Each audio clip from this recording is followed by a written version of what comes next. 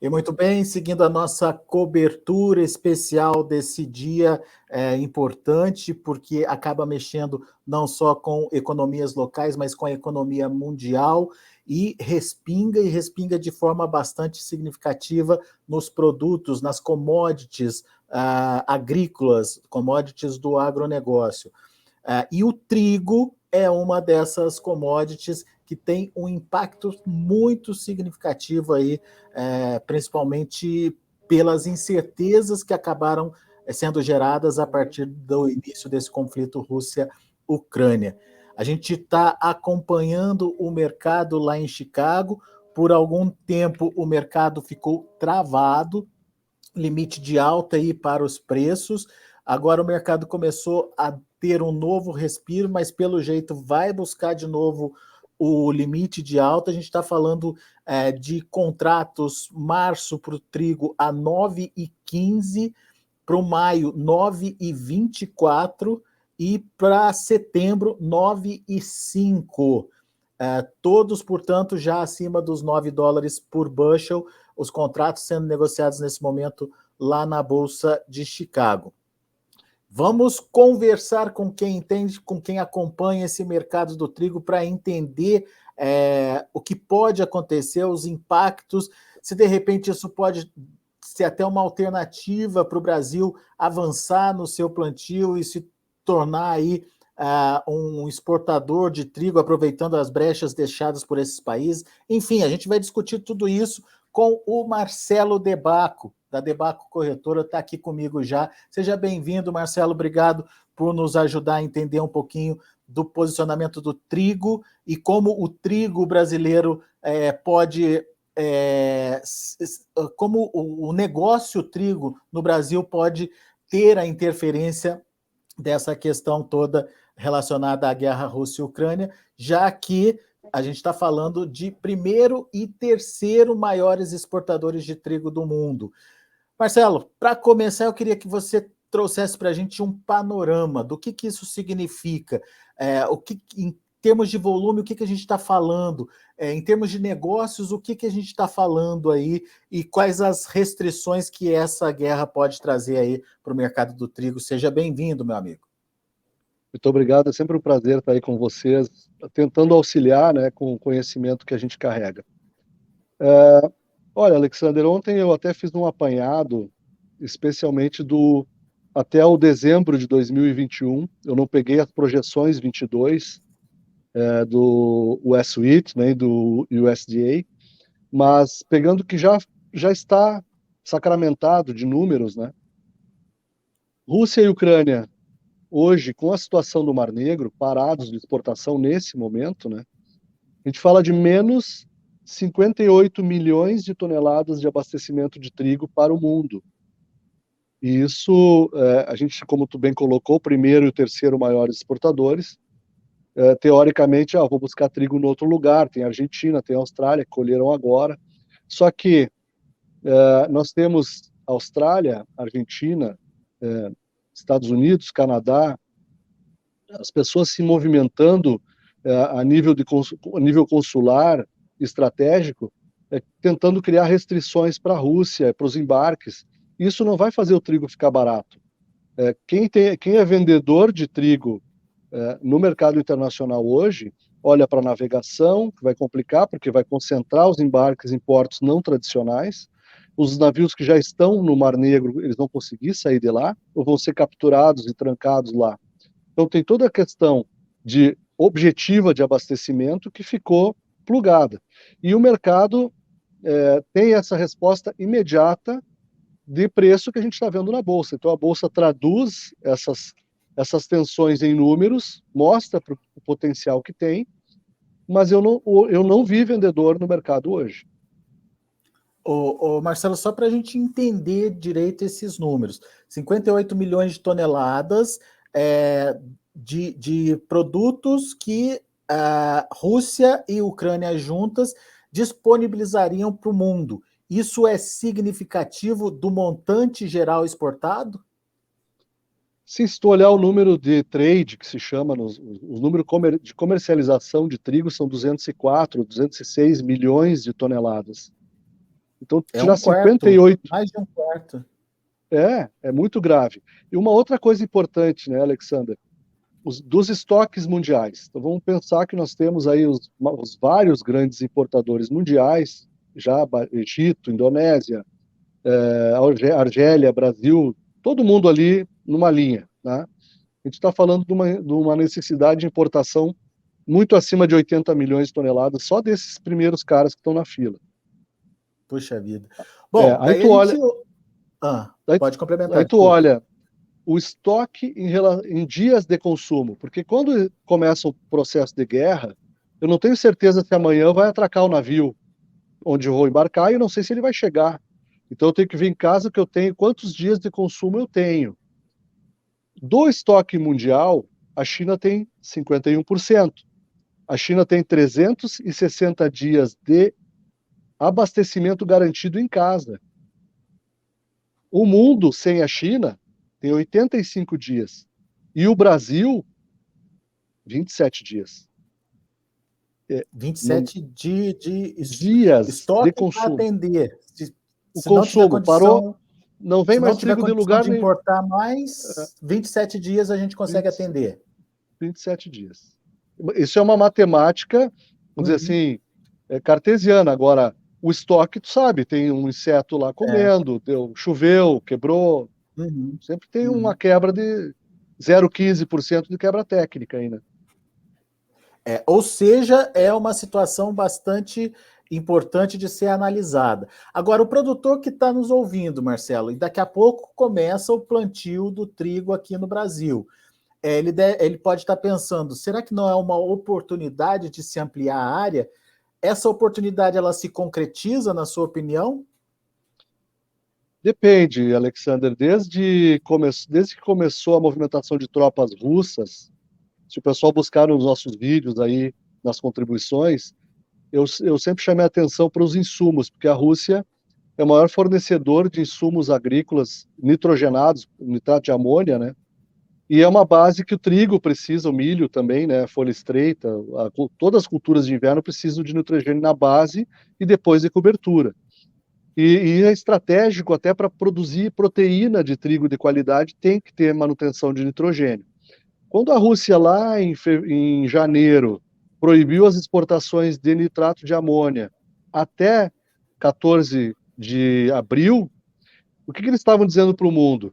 Toda a cultura de inverno que vai sair do degelo agora, todo o trigo que vai sair debaixo da neve agora, começaria a receber cobertura de nitrogênio.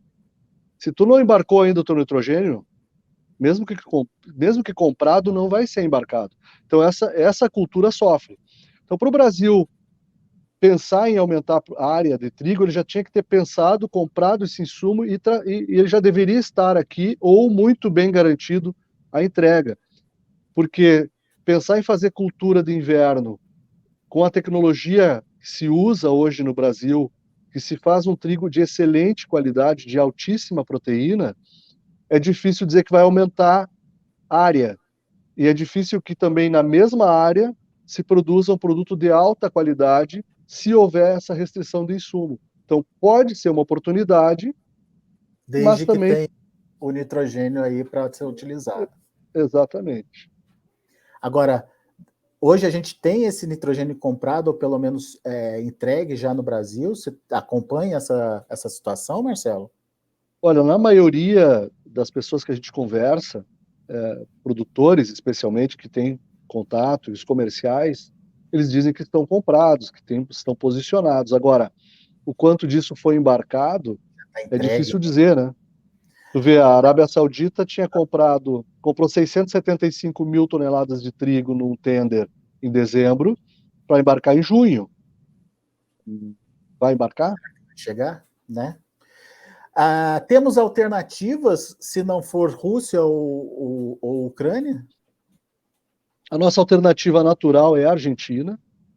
Obviamente que outras pessoas vão bater na porta da Argentina para se abastecer, eventualmente numa falta de abastecimento desses outros grandes importadores, eles já estão montando sua estratégia de abastecimento sobre a Argentina. Agora é importante lembrar que nesse momento A Argentina tinha um saldo exportável matemático de 14 milhões de toneladas. Já foram registradas mais de 13,83 milhões de toneladas de exportações pelas tradings. Não foi tudo embarcado ainda. E do Safra Nova, que foi aberto aí uma cota de 2 milhões de toneladas para dezembro, em 2 dias se registrou todas os 2 milhões de toneladas. Então, é uma questão de...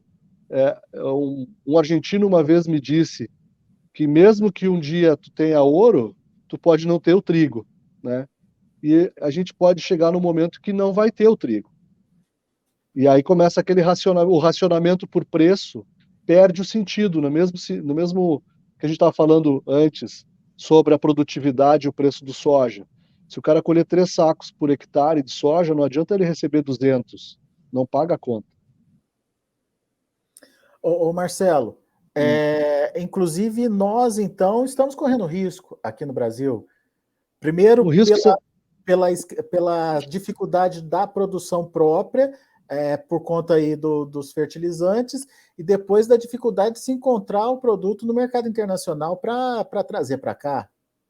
Justamente, a gente percebe que quando existe essa guerra de potências, e eles começam a se xingar, e agora vou proibir que o dinheiro russo que está no banco tal, americano ou alemão, que for, saia daqui. Então os caras começam a reter o dinheiro deles, começam a se fazer ameaças e coisas, e o Brasil, por acordos, por estar nos tratados, ele acaba tendo que assumir a sua parcela de responsabilidade nisso aí.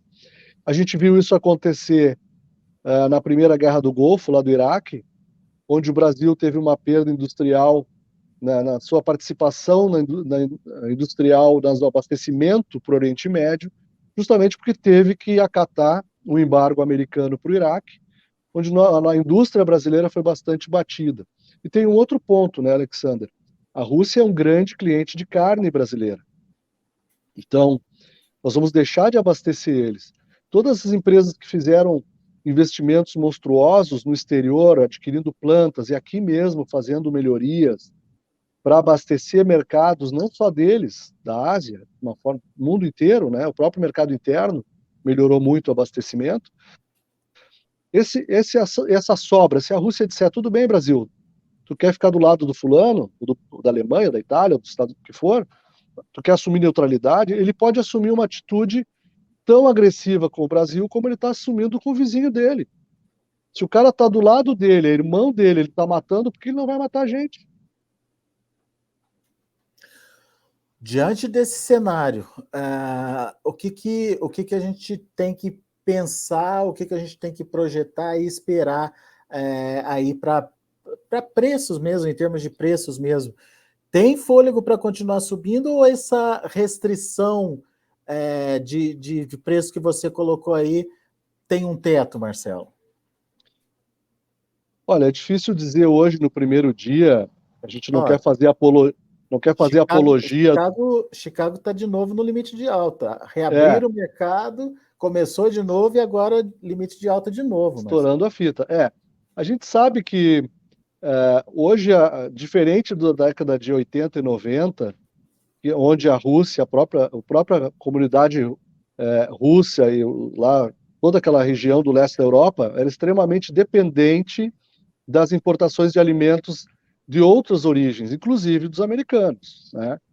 E aí, hoje, eles são muito bem obrigados de produção agrícola, não estão totalmente equacionados, mas não tem mais toda aquela necessidade que tinham. Então, é um momento que a gente tem que pensar o seguinte, 86% da soja mundial é produzida nas Américas, quanto tempo o resto do mundo fica sem esse abastecimento?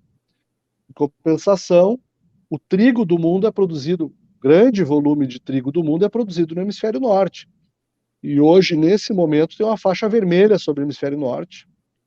A gente não sabe a repercussão disso. E a gente tem aqui do lado a Argentina dizendo que vai produzir mais trigo, que quer aumentar a sua área de trigo, que poderia trazer um conforto de abastecimento para nós. Mas, por outro lado, o nosso produtor de trigo, nós temos um problema aqui de exportar 2 milhões de toneladas de trigo para outros destinos e não consegue levar um navio de 25 mil toneladas para o Ceará. Então, é nessa ponta que eu imagino que estratégias o Brasil vai ter que tomar para distribuir a sua produção de forma geográfica e logística economicamente viável, e quem vai pagar essa conta?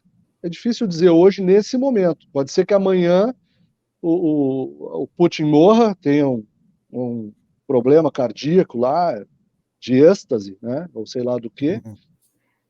e aí muda tudo. Ó, o líder Guerra caiu, vamos acaba. voltar todo mundo atrás. Não sabe, né? Agora, a projeção é de que os preços continuam firmes, até por especulação, porque muitos países que são extremamente dependentes de tudo vão buscar se abastecer, mesmo que a gente veja aquele tipo de comercialização da década de 80, que não se sabia muita coisa, quando viu, sumiu 100 mil toneladas. Alguém comprou, ninguém sabe, né? Então, pode ser que a gente perceba que exista um superabastecimento agora, nesse risco de guerra geral, e isso então aumente, faça subir muito mais o preço das commodities e a logística também, né? Porque o petróleo, a Rússia detém Sim. energia de gás e detém energia de petróleo, né? O controle do petróleo. Só para a gente contextualizar, você deu esse exemplo de não se consegue levar o trigo para o Nordeste, por exemplo, o trigo brasileiro para o Nordeste, mas consegue exportar 2 milhões de toneladas. Hoje nós não somos autossuficientes na produção, né? Não, o Rio Grande do Sul e o Paraná têm condições de ser autossuficiente, né? Agora o resto do Brasil não, ainda não, né? Aquele suspiro do pessoal da CNTBio aceitar a farinha de trigo transgênico, trigo modificado geneticamente resistente à seca, aquilo ali pode ser um despertar para o trigo do Cerrado e o Brasil, em poucos anos, se tornar o maior exportador dessa janela de julho a dezembro, né? Pode ser que aconteça. Mas Mas hoje, ainda. o grande problema é insumo. Eu vou trazer uma semente resistente à seca, mas eu vou ter nitrogênio, eu vou ter cloreto de potássio, eu vou ter DAP, eu vou ter MAP, eu vou ter os inseticidas, eu vou ter os fungicidas para fazer o tratamento de lavoura. Quanto que é o consumo brasileiro, você sabe, Marcelo? Olha, 12 milhões e 700, por aí. E a gente produz? 6 de 500. Quando É, produz muito, 7. Né? tem uma dependência grande ainda do produto internacional. É, Ou muito grande. seja, temos um desafio aí pela frente. Mas se tu olhar, né, Alexander, essa contabilidade também ela é um pouco torta, porque o Brasil produz 6,7 ou 7 milhões de toneladas. Se exportou 2, precisa importar mais 2, né? Pois é. Pois é. Então, Exatamente para chegar nos quase 13, né? Como é que faz isso, né? então o pessoal diz, vai precisar importar menos porque produziu mais. Não, não é bem assim, né? É. Bom, muito bem. Marcelo, seu alerta para os produtores que estão nos ouvindo agora. Oportunidade ou preocupação? Para quem tem trigo é oportunidade, para quem vai plantar trigo e tem insumo é uma ótima oportunidade. Para quem não se preparou, não se planejou, talvez não seja o momento de começar a fazer isso um pouco mais a toque de caixa, né? E no momento que tu, por exemplo, quer, o que que eu faço hoje? Eu não faria nada. Eu não participaria do mercado hoje, mesmo com o risco de amanhã o mercado voltar, ele vai voltar para onde estava. Ele não estava num patamar ruim. Então, se hoje o mercado paga R$ 200 mais e amanhã ele voltar a pagar 200 menos, eu estou jogando um dado numa mesa que eu não participava, né? Então, eu acho que para nós, nesse momento, é ficar quieto, esperar o desdobramento da situação, até porque o mercado de farinha, Alexandre, isso é importante dizer, a indústria está numa situação de marisco, ele está entre a onda e a pedra. Então, o mercado subiu como uma onda, e o preço caiu como uma pedra. A farinha não sobe. As indústrias estão aí com a margem, a rentabilidade esmagada, a demanda está espremida, e essa notícia de que pode ser liberado parte do fundo de garantia para pagamento de contas ou para as pessoas fazerem os seus gastos, pode até estimular um pouco o consumo. Mas a indústria não consegue ainda repassar os custos, e o que a gente está falando desde sempre, do 1º de janeiro de 2020 até agora, é aumento de preço. Muito bem. Marcelo De Bacco, bela análise, números importantes para a gente aqui poder entender um pouquinho mais do impacto que esse conflito pode gerar aí para o mercado do trigo. Obrigado, meu amigo, volte sempre. Obrigado, eu que agradeço. Forte abraço. Abraço para você. Tá aí, Marcelo De Bacco corretor aqui com a gente, analisando aí essa questão da tensão gerada pelo conflito entre Rússia e Ucrânia para o trigo no mundo, inclusive para a produção aqui no Brasil. A gente vai ficando por aqui, agradeço a sua atenção e a sua audiência.